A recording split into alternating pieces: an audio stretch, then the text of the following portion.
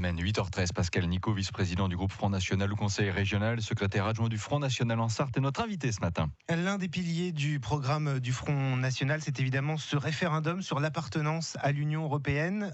Quand, comment ? Si Marine Le Pen est élue, évidemment. Bon, d'abord, il ne faut pas se tromper d'élection. L'élection présidentielle, c'est pas une élection pour savoir si on sort de l'euro ou si on sort de l'Europe, de Bruxelles ou pas. Ça peut, suivant le choix qu'on fait. Non, l'élection présidentielle, c'est pour élire un président de la République. Ce qu'a dit Marine Le Pen, pour que les choses soient bien claires, c'est qu'effectivement, son élection s'étant produite, elle s'engagera une phase de négociation avec l'Union européenne et avec la chancelière Merkel, qui dirige finalement l'Union européenne aujourd'hui.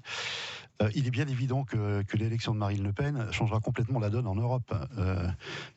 Et autant M. Fillon ou M. Macron serait bien normal d'aller obtenir quelques négociations que ce soit à Bruxelles ou à Berlin, autant Marine Le Pen, dans la foulée de son élection, engendrera un phénomène d'adhésion, y compris dans d'autres pays d'Europe, pour aller à la table des négociations et obtenir effectivement le rétablissement d'un certain nombre de souverainetés que nous demandons.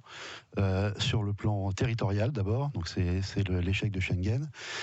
Sur le plan législatif, puisque 80% de nos lois sont en fait des directives de Bruxelles qui sont reproduites en droit français. Sur le plan monétaire, puisqu'on considère que l'euro est un échec.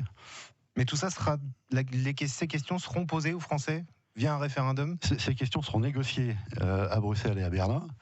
Le fruit de ces négociations sera soumis à l'approbation des Français par référendum, effectivement, et ça sera probablement quelques mois après l'élection de Marine Le Pen.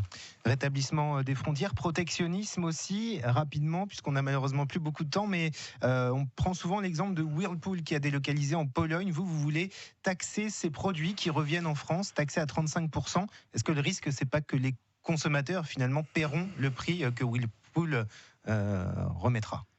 Alors, l'objectif d'abord, c'est de réindustrialiser ce pays. Il y a une urgence absolue. Forcer les industriels à rester. Il y a une urgence absolue à réindustrialiser, pas seulement à rester, aussi à réintroduire sur le territoire national des pans industriels qui sont hélas partis ailleurs.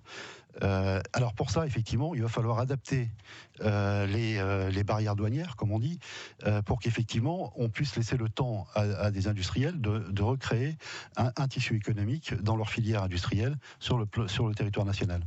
Et ça passe effectivement par la taxation d'un certain nombre de pays, donc de produits qui sont produits dans des pays pour lesquels il n'y a pas toujours les mêmes normes en termes environnementaux, en termes sociaux notamment.